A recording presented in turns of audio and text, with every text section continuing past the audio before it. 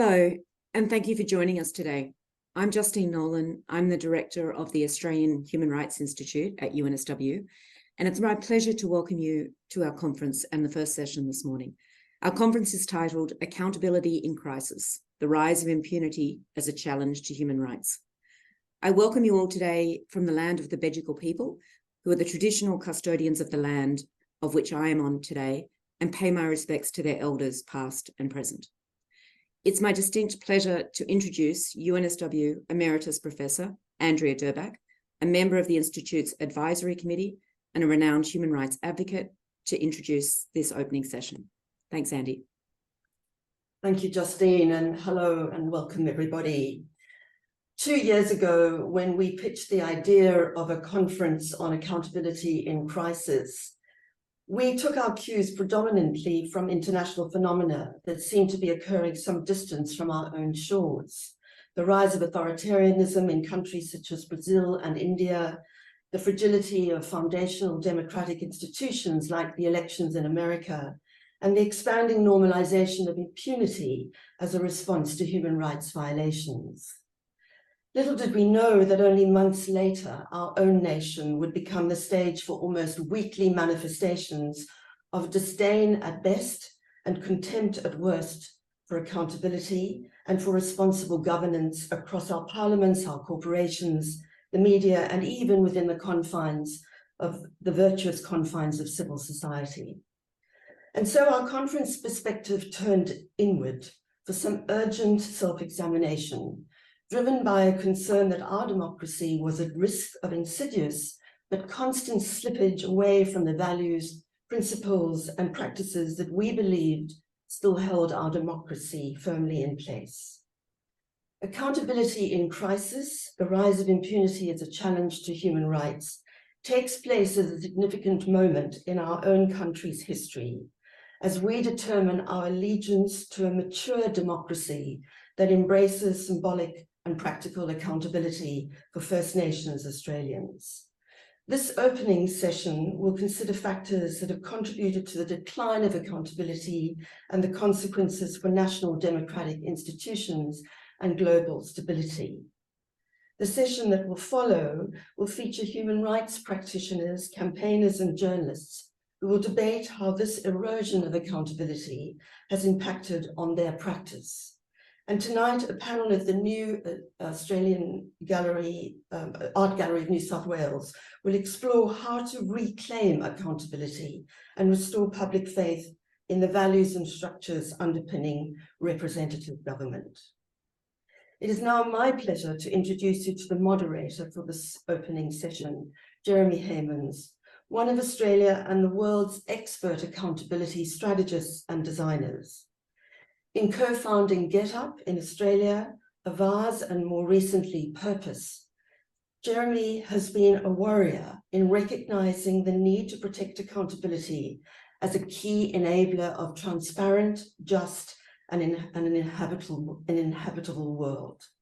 His international bestseller, co-authored with Henry Timms, New Power, How Power Works in Our Hyper-Connected World and How to Make It Work for You, speaks to new forms of accountability, mass participation and mass collaboration, which have emerged in response to a world where the balance of power, even in apparent democracies, has shifted towards an unhealthy and sometimes destructive concentration, where impunity is increasingly trumping accountability.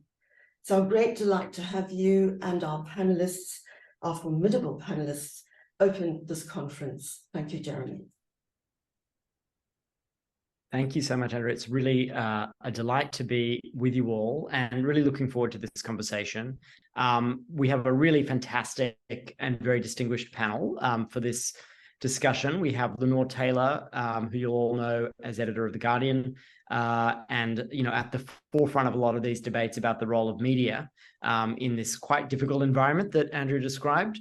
We have Chris Sidoti, of course, who is an internationally renowned human rights lawyer, teacher, expert, and a former human rights commissioner. And we have Saffron Zomer, who leads the Australian Democracy Network and is very much at the forefront of campaigning for accountability, right, in a very difficult environment. So I'm going to do just a little bit of scene setting, just to kind of paint a little bit of a global picture of where I think we are. And then we're going to dive into a discussion with the panel that I hope is pretty free-flowing.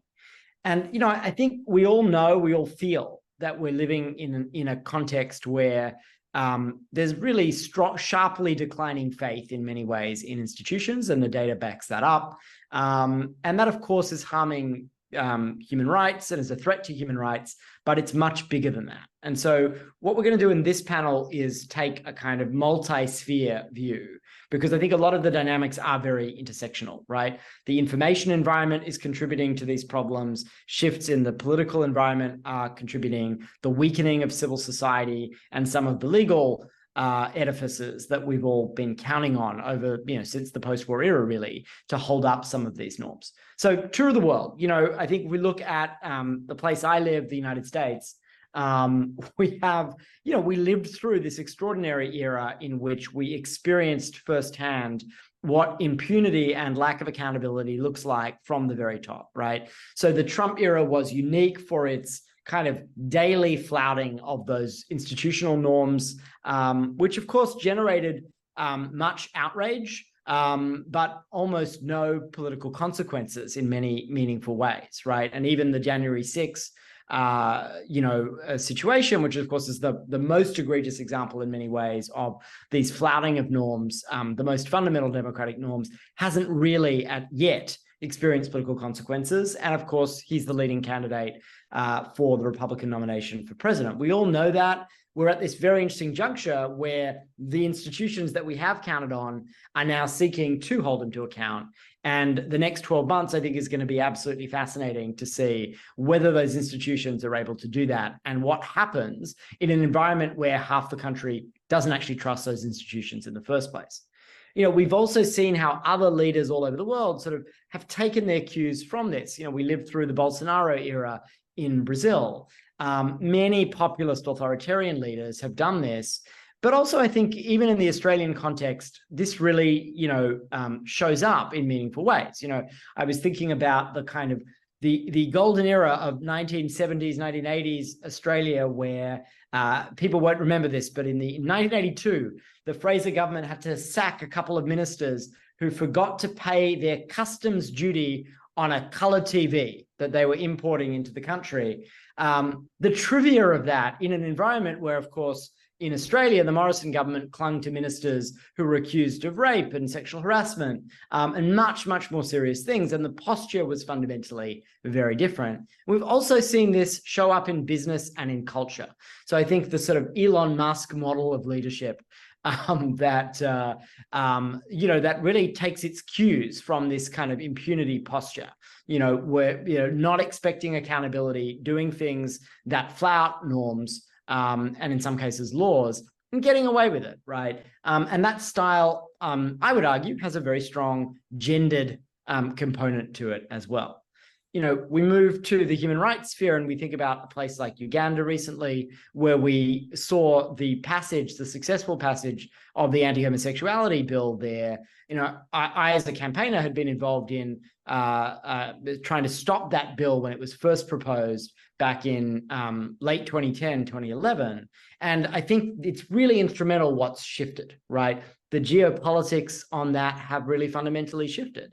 And it's led to a context in which the diplomatic pressure that the US and Europe and others applied, the donor pressure in 2010, 2011, didn't work this time. Right. And that the flouting of these basic human rights and the basic structure was a lot easier for Museveni to do in Uganda.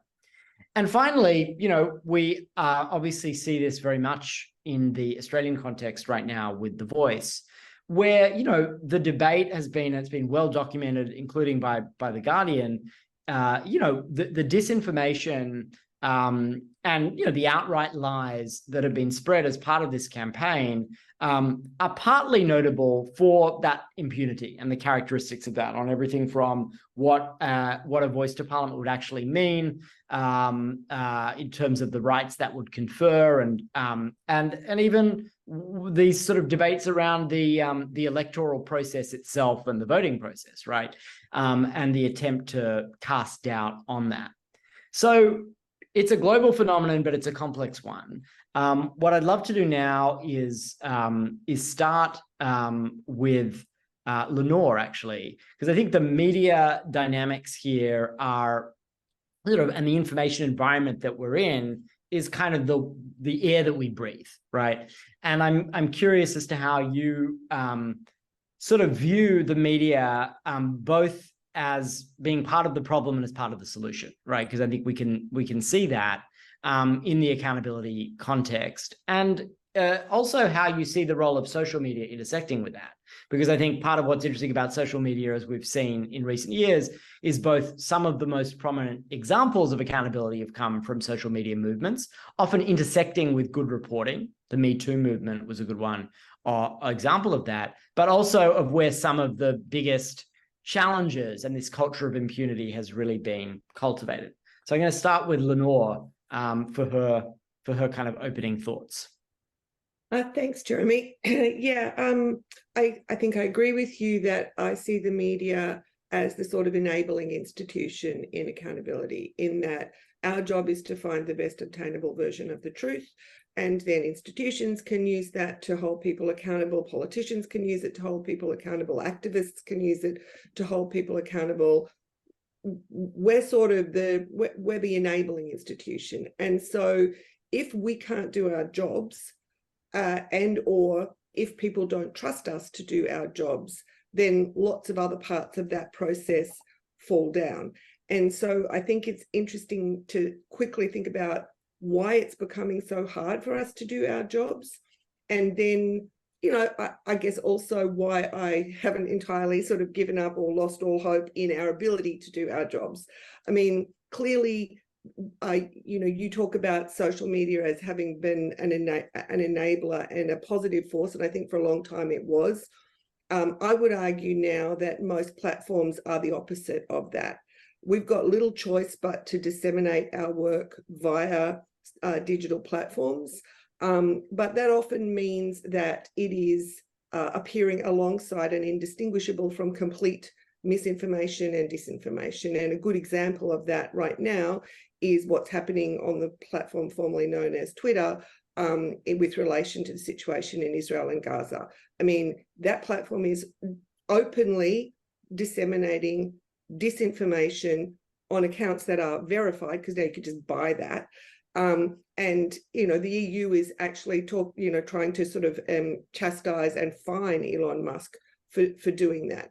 Now, for us, the problem with this is people can't always tell, real news from an organization that has an interest in the facts from unverified news.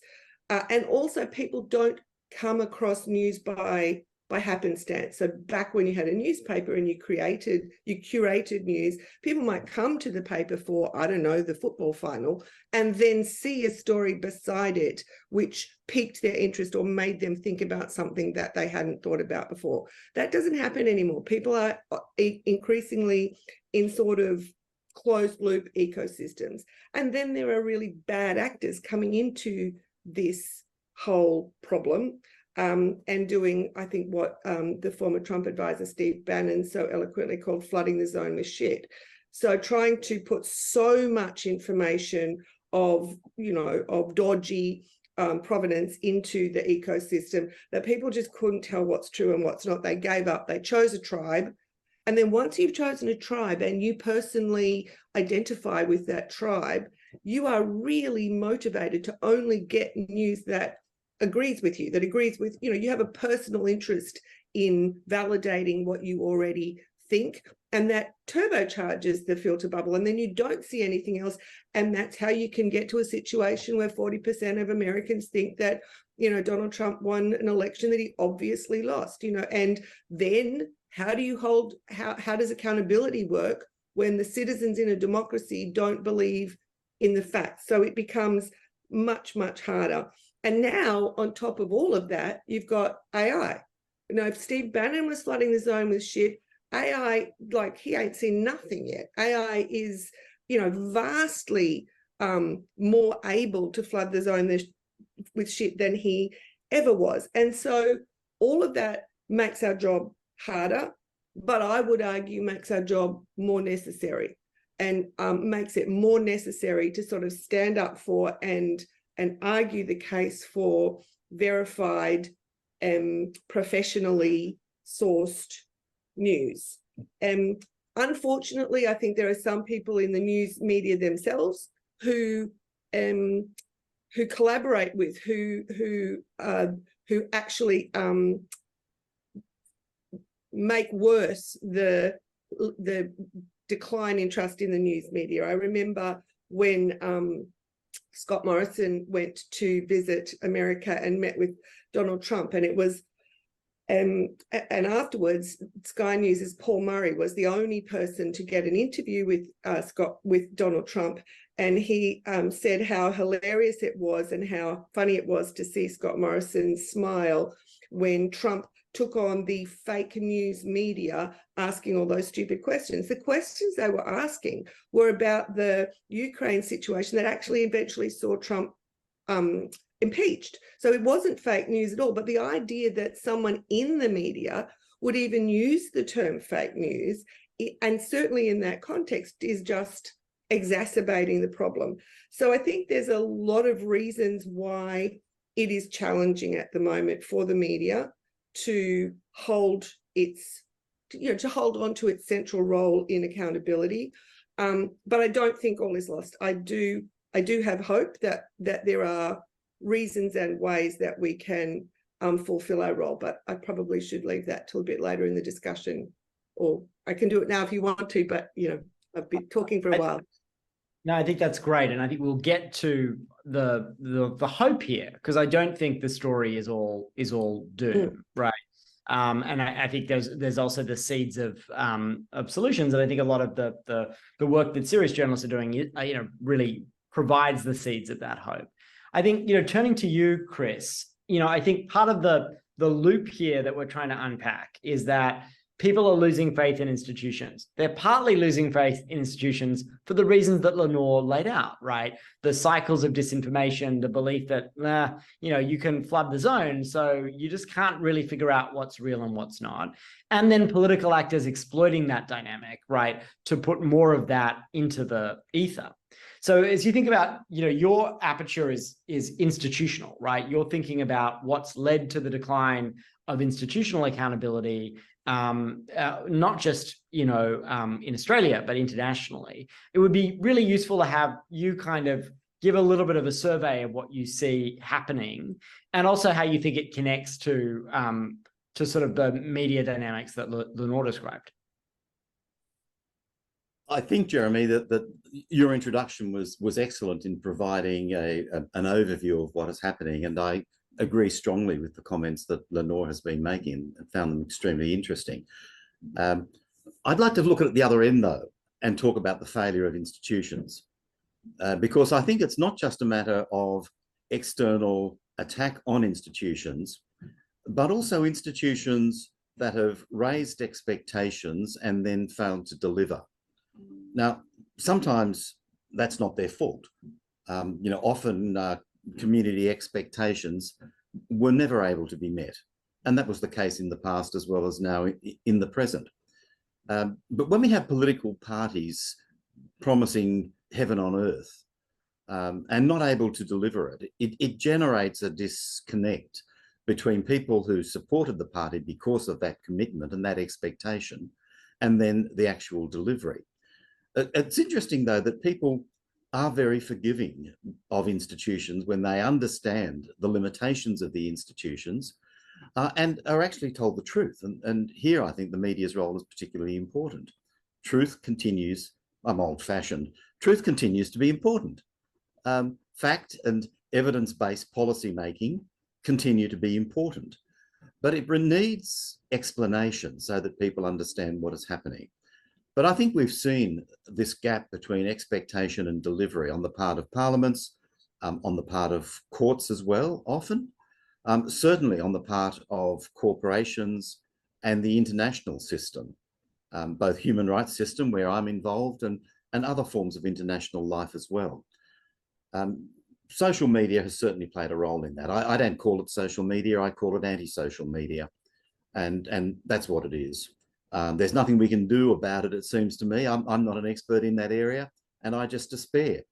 But I'm part of the tribe that reads The Guardian and reads The Herald. And for that reason, I feel that I'm able to access, as Lenore described it, professional journalism. People whose job it is to dig out the facts and to report them, and to elevate that kind of professionalism is a very important factor at the moment, but also increasingly difficult. The one thing, Jeremy and Lenore, you've not mentioned is that swept up in this attack on institutions is an anti-elitism that makes it extremely difficult for anybody involved in a seminar like this, anybody participating or attending a conference like this, to actually have very much traction when it comes to convincing people that we have a problem. It's not an insuperable problem, but nonetheless, it's a problem that has to be addressed.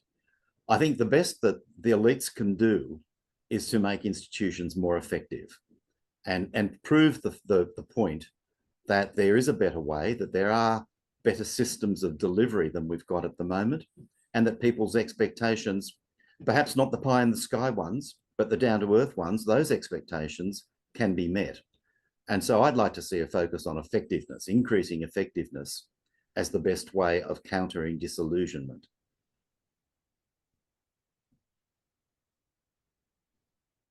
So fascinating point, Chris. And I think, you know, it's a tough one, right? Because of how sticky institutions are and how challenging it can be to actually reform them, right? Because I think the responsiveness of those institutions and how atrophied many of them are is key to the problem.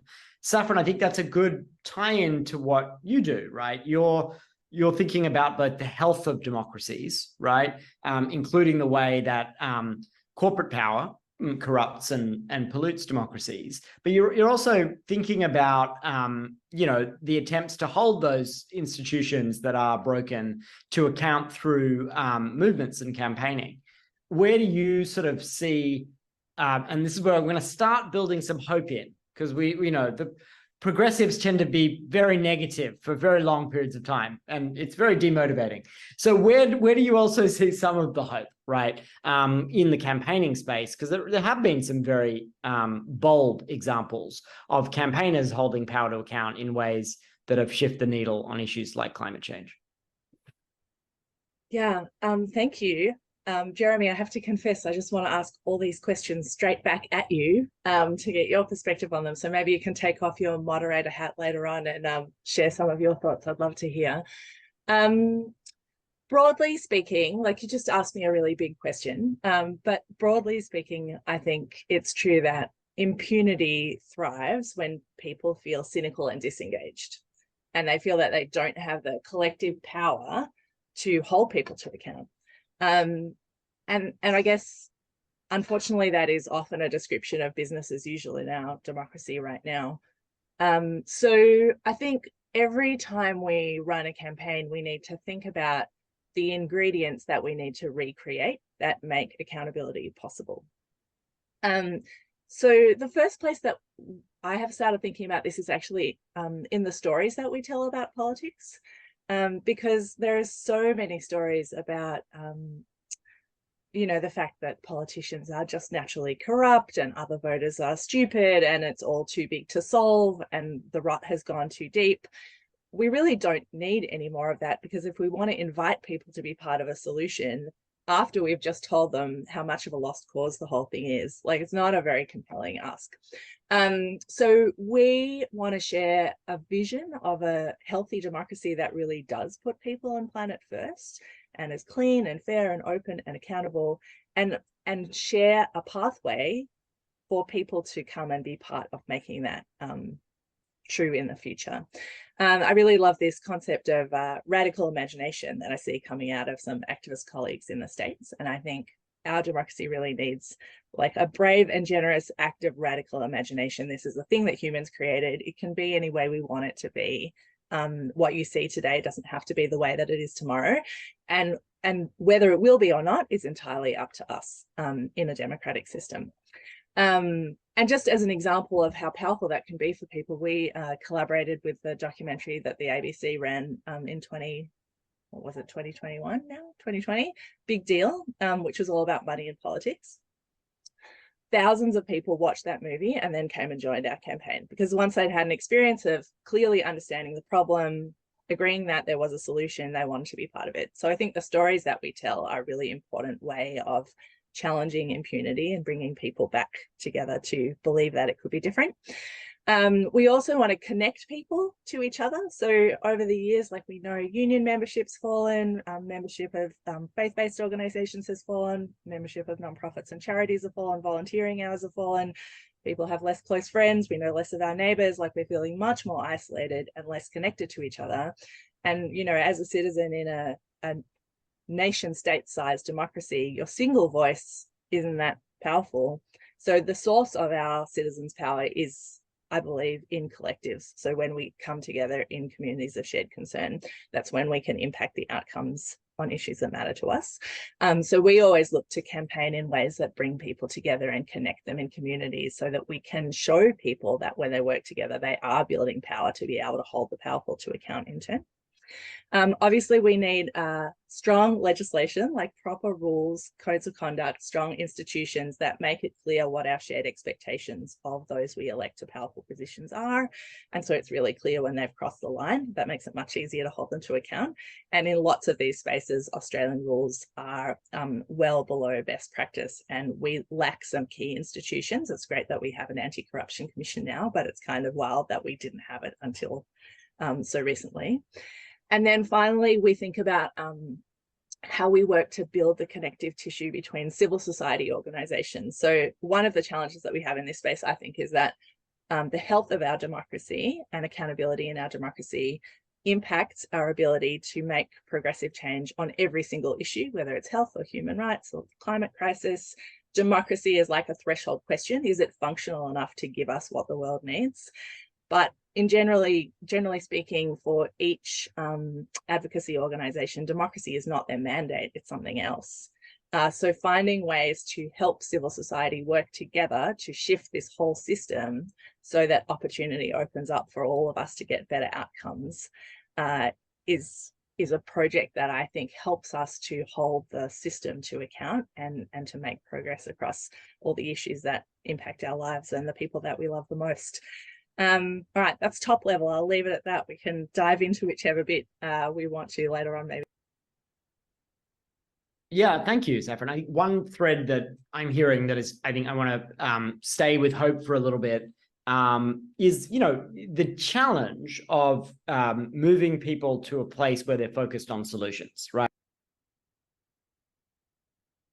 That's something that each of you in your realms need to do in different ways, right? So Saffron, I mean, you're describing, how do you do storytelling about democracy reform, which is kind of a dry and quite abstract topic, but as you say, it's the underlying dimension, right, for so many of the problems that we face. You know, Lenore, solutions journalism, you know, and that field is a very positive and hopeful one, right? Where you tell stories about solutions to problems, and you actually tell stories where institutions are working, not just where they're failing. But I imagine those are probably not as well read as the stories that are about, you know, about outrage and scandal, right? And Chris, you're describing the institutions themselves quite rightly needing to reform, right? But you know, how do those institutions sort of do that in a visible enough way that they break through the cynicism? And what are some of the more practical ways? So those are really questions for each of you.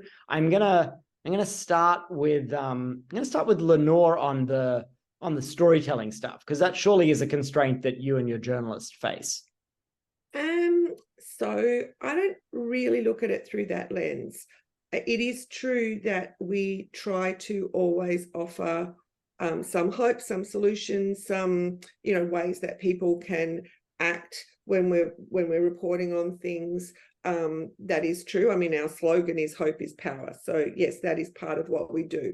But I kind of see our challenge, we can't only do that. We have to write about what is happening, whether it's good or bad, whether it's depressing or uplifting. We need to write and present the world as it is.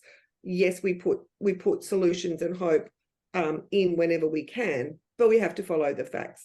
So I see the main issue we have as how do we encourage people to trust us? Because basically that's the heart of it, right? Trust is at the heart of this.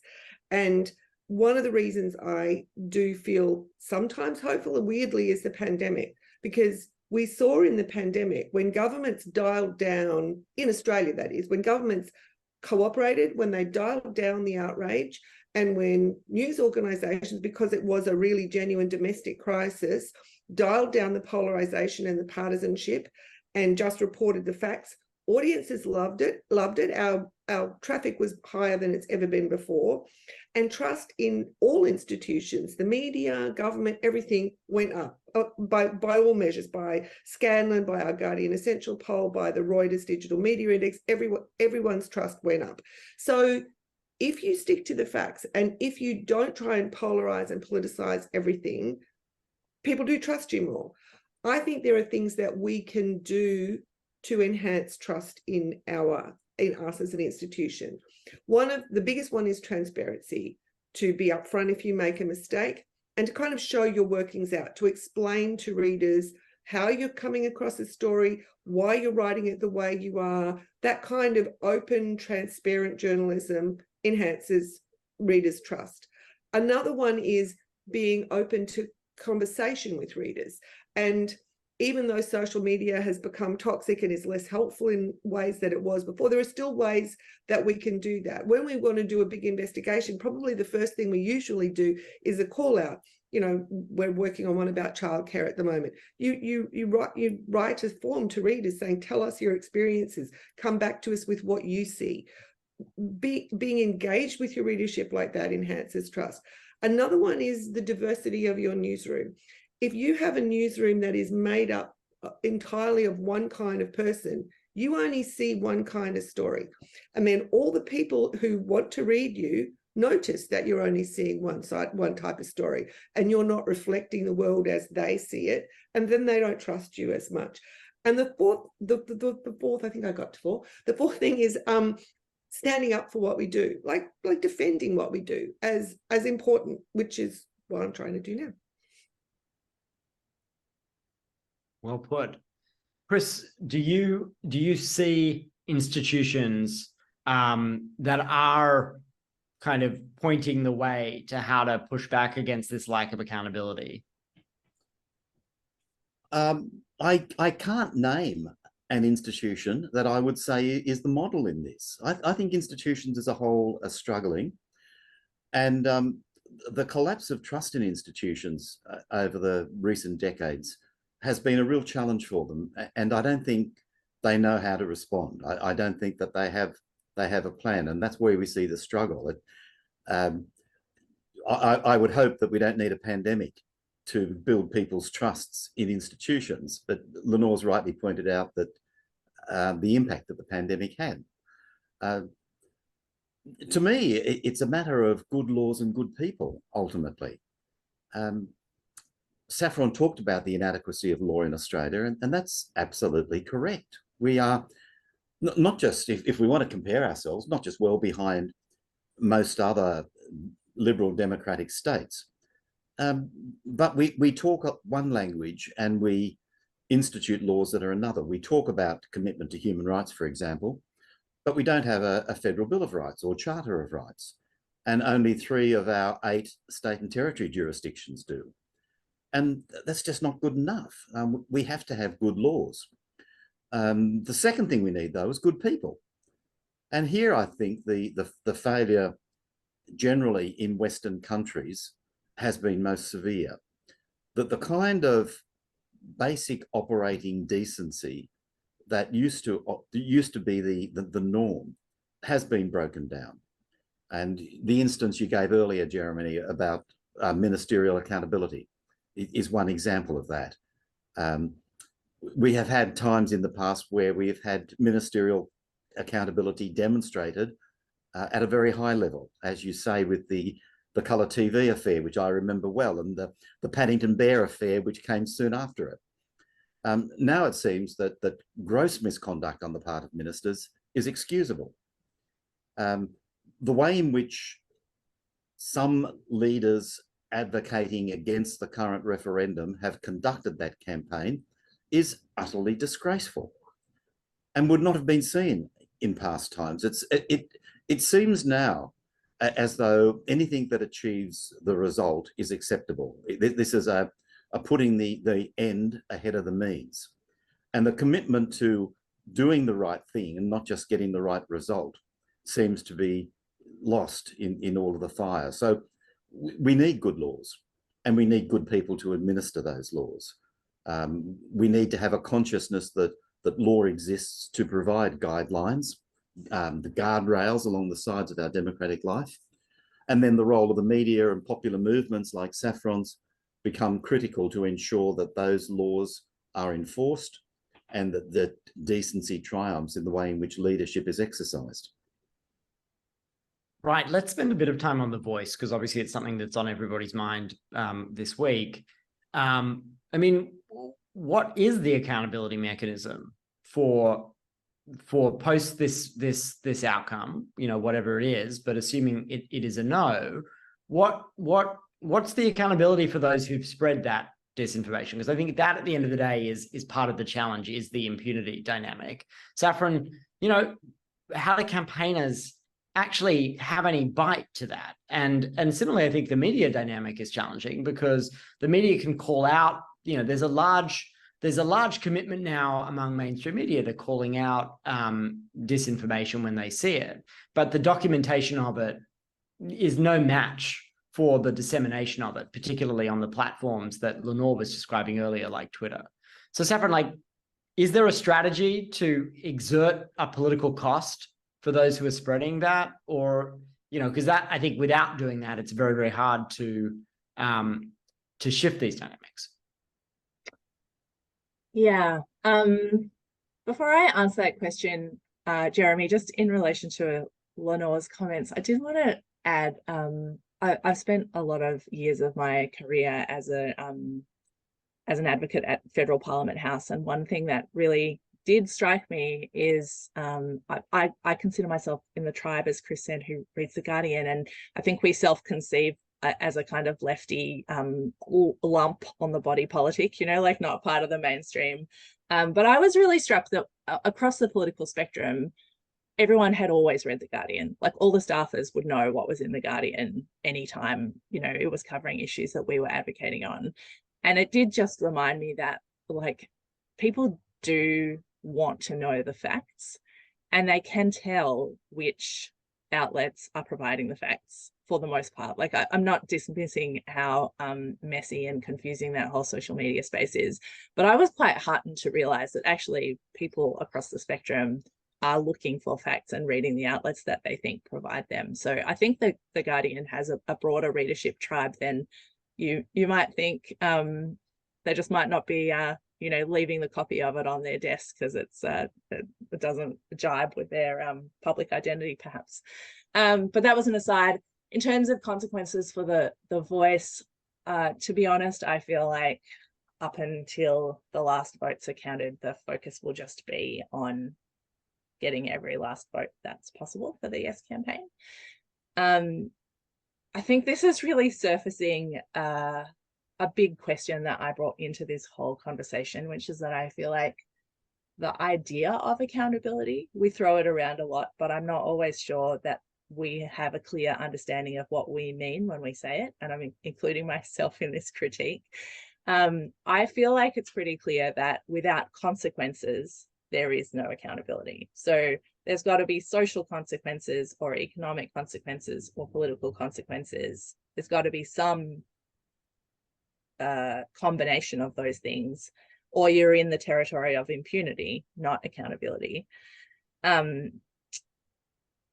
And then, I mean, you opened up with this example of consequences for people who hadn't paid their customs on a colour TV. Like, some people might say that was beyond accountability and kind of ridiculous, right? Like, that people had to pay that serious of a a price for what is a relatively trivial stuff up.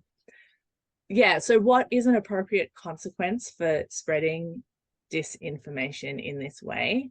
I think a little bit it depends who you are. Like if you are the leader of a major political party who had used this moment in history for your political gains in a very, I guess, deliberate way, like political consequences will be really appropriate, but that will depend on how we all feel about it and whether we decide to use our political agency to create a political consequence or not, right? And I don't know that out in civil society world, people are turning their minds to that. The question I am curious about is for the voting public seeing this play out, like how will we all respond to what we're seeing? And will there be like an organic, broad-based political consequence for the people who've used the voice debate in this very cynical way? I don't know the answer to that one. Chris or Lenore, do you want to weigh in on this question?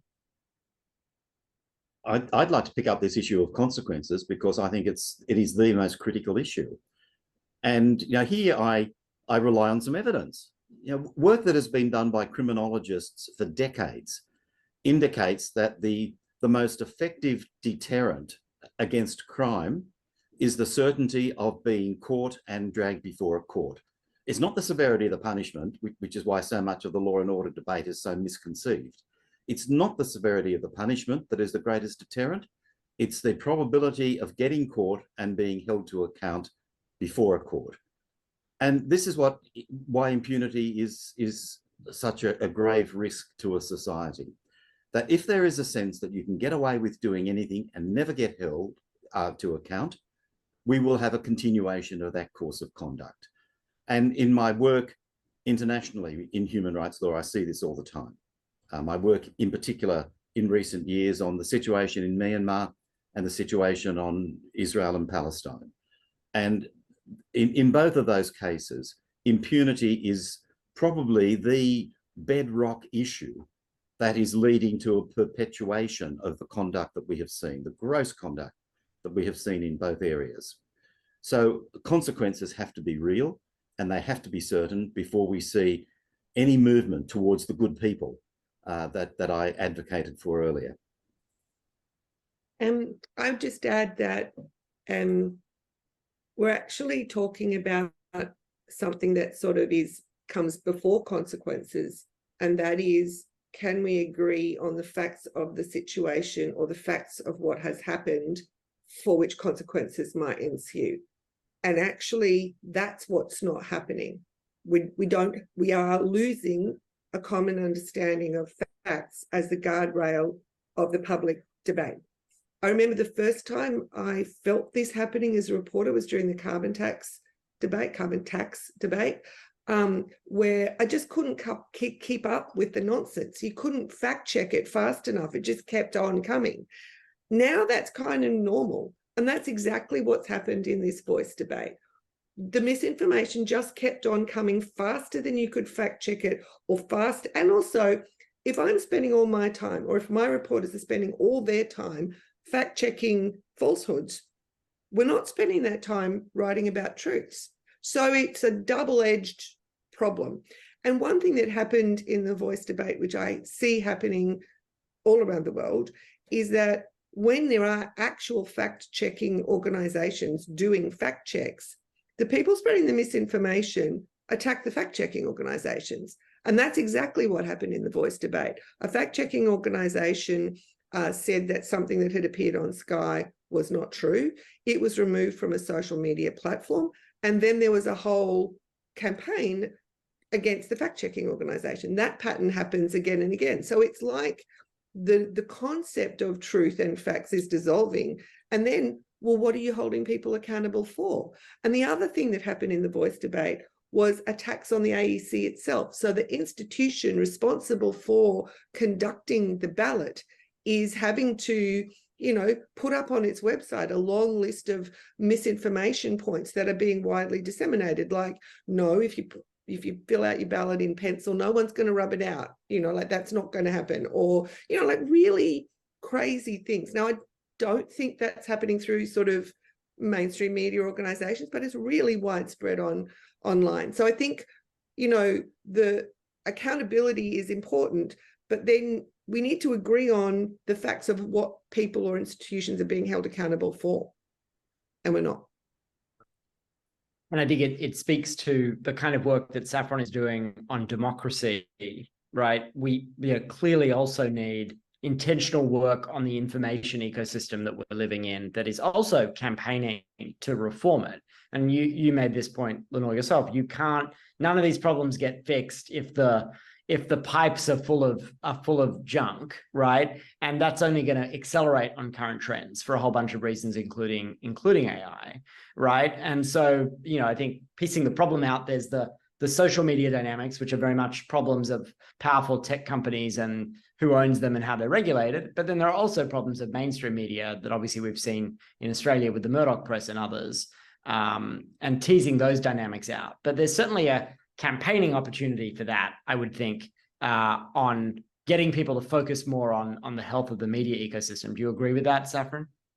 Yeah, and anytime we do a public event, if this comes up without fail, people are very concerned about the media environment. They see it as a critical issue to restoring democratic health. So I think that's really broadly understood.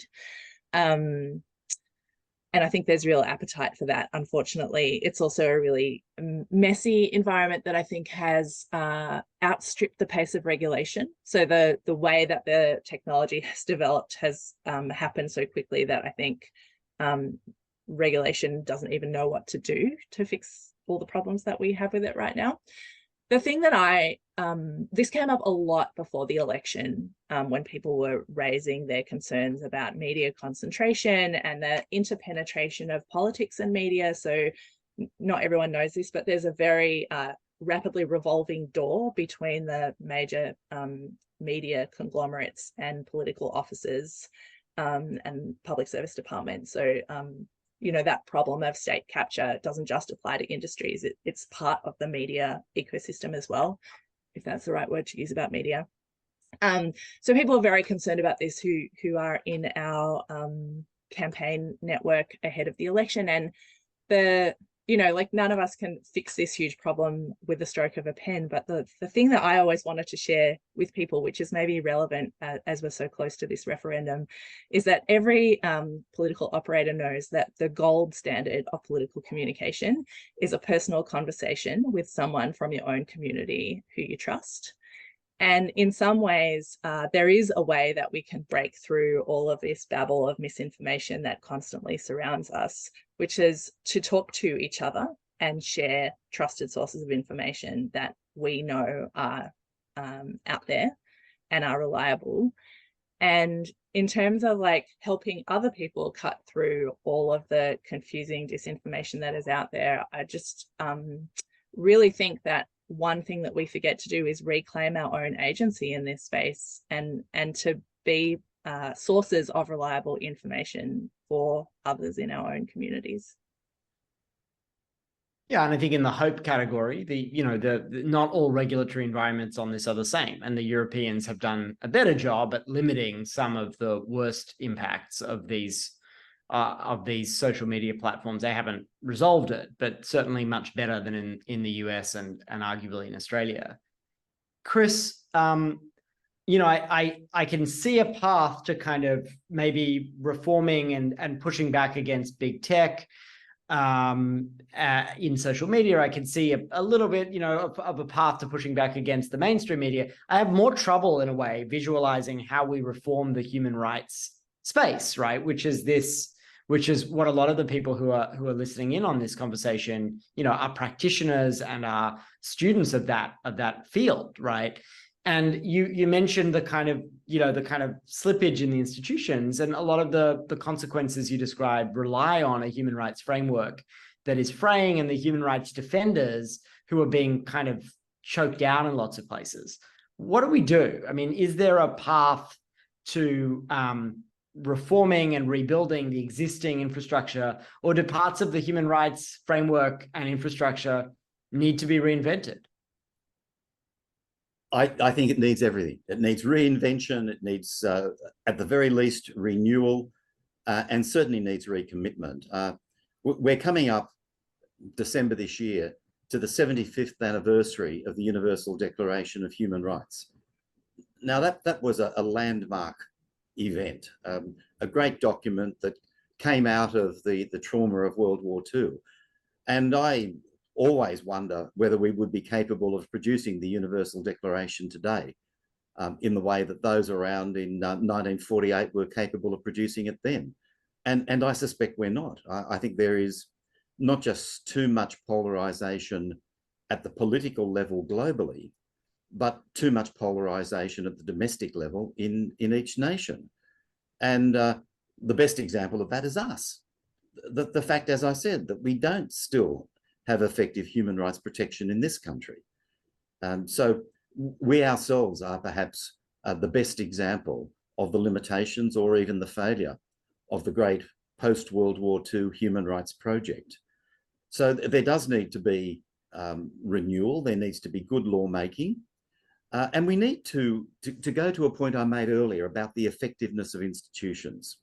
Now, I think the best way to convince people of the value of human rights is to show how law and institutions can make a difference in the human rights world. That is, improve the conditions of Indigenous people, protect those who are encountering discrimination, make sure that the results of the Disability Royal Commission are reflected in law and practice. If institutions can prove their effectiveness, we will see, I have no doubt, a turnaround in opinion about the value of the human rights project. But we really are right back at the bottom floor in trying to convince people anew that this is a worthwhile way to go. The level of distrust of institutions, the level of cynicism about the effectiveness of law is so great that the challenge is a mighty challenge. And that's been going on now for the last 30 years. It's not something that we say just arose in recent years. It's a long-standing problem, but it's a subset of what we have been discussing about institutions and accountability. Do we see possibility in the climate space, right? So obviously this is a place where you've got both polluters and governments behaving with impunity, but it's also an area where there's huge efforts to create accountability from all the sectors that are represented in this conversation. Maybe Saffron has a perspective on this. I know you've been involved in climate campaigning. You know, do you see that as a place to model some of the new strategies to counter accountability, this accountability crisis, or is it more part of the bad news? Well, that's a really hard one. And I feel like part of the reason it's difficult is that there's not an unlimited amount of time to turn things around, and some of the harm that's already irreversible is so incredibly significant that I'm not even sure what consequences would be appropriate in this situation. I think yeah, this is a huge one. I do feel like we have to remain focused on the future and hopeful, and if there is a place to build really innovative, bold, large-scale campaigns that demand that our systems deliver on the public interest, climate is the place. 100% agree with you. I also think there's huge opportunity in the intersection of democracy and climate. Like, if we're going to completely rewire our economy, we don't have to replicate the way that we set it up the previous time. The whole system that created climate change is probably not the system that's going to get us out of it. So I think there's so much opportunity to reimagine how we own and share and develop the new economy that we need to get us through this crisis, and how we democratically balance competing needs around environmental protection and electrification and First Nations rights over land, and just so many different aspects of this that come together. But in terms of like the accountability, primarily, I think for the fossil fuel industries that have made their money off this escalating crisis, and for their allies in political establishments all around the world, honestly, like, yeah, off to the gulag. They have a lot of responsibility for what they have done. That was completely off brand for a human rights conference. Retract that last statement. It was meant in spirit. Lenore or Chris, do you want to weigh in on this question around climate? I do. I've reported on the climate crisis for 30 years, since the first Rio Earth Summit and every COP since, and the 10 years of mind-numbing idiotic climate wars. And the thing I think as a news organization we have to do is tell the truth, which is why we call it global heating, and it's why we call it a climate crisis, because that's what it is. But again, there are all these distractions and diversions and sort of, misinformation type things on the side. Even now, when we had an election where you'd have to say the Australian public said we want action on global heating, there is a really well-organized campaign to try to divert everyone away onto, oh, maybe we need small modular nuclear reactors. Now, whatever you think of them, they take 10 years. We don't have 10 years. So again, I'm having to deploy resources to explain why, nuclear power might work and be a part of the solution in other parts of the world, but why here it doesn't make sense, and why we have lower cost. It just, the diversionary tactics just keep coming. And again, the way to combat them is to just stick very, very firmly to the truth, even though in this case, the truth is really scary. Sure is. We only have a couple more minutes left, so I want to allow each of you to kind of convey a message to this conference, right? Which is a group of people who are thinking about not just the Australian context, but the global context and how we address this crisis of accountability. From your vantage point, what's the most important thing we can be doing to address this crisis? And I'll start with Chris. Well, for me, Jeremy, and particularly for those that are participating today, it really is about being committed to institutional effectiveness. As you said in your introduction, I'm someone who works in institutions. As I said, this is a kind of elite event, which means that all of us, both participants and presenters, are in positions within institutions where change is possible. How do we get universities to focus on more than fundraising? How do we get human rights commissions to actually deliver better for the human rights of people? And how collectively can we make Parliament more accountable and more useful? So to me, that's the greatest challenge. And that's something that is actually within the power of the people who are participating today. Lenore. So within my sort of narrow part of this, I would say spread good, real, factual news from The Guardian and from other news organisations that believe in factual, professional news gathering, and stand up for it and stand behind it, because I think it is at the centre of our ability to hold all institutions and all powerful people to account. Saffron. My goodness, only 1 minute to summarize.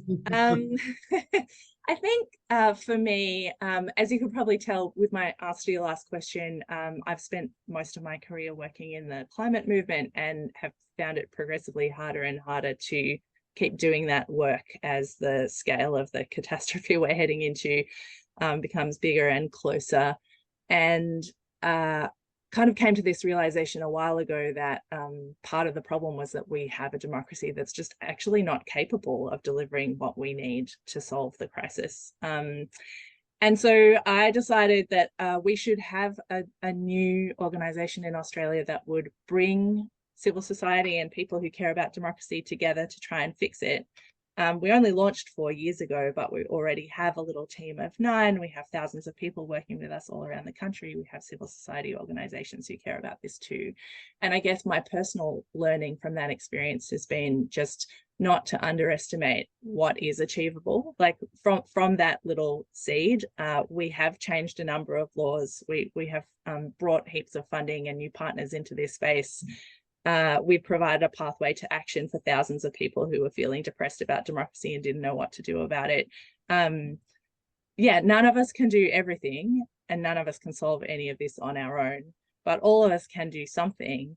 And the thing that you might be able to do could be a lot more impactful than you realize as you set out to do it. Thank you. Thank you so much, Saffron. Thank you to all of you. And a really inspiring note to end on, which is really, we cannot cede the ground to those who act with impunity. And I'll turn now to Andrea to continue the program. Thank you, Jeremy, and thank you all our panelists for a marvelous introduction, sobering introduction to our conference. It's been an incredibly helpful and instructive and illuminating, if somewhat depressing, conversation, and I think we'll build that hope as the day progresses. I'm hoping to do that. But thank you so much for all your time and expertise. And thank you to our online audience for your attendance. We look forward to seeing you in session 2, which will focus on the impact of this crisis of accountability on the work of human rights practitioners and journalists in their sort of day-to-day functioning, and people who work within corporations as well. You will have received a separate Zoom link to join us for that session. So we look forward very much to seeing you in session 2, and tonight at the Art Gallery of New South Wales, if you're free to attend the face-to-face panel.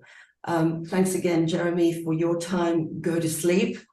And thank you all again, Lenore, Chris, Saffron, for your marvelous, marvelous contribution to our conference. We're enormously appreciative. See you all.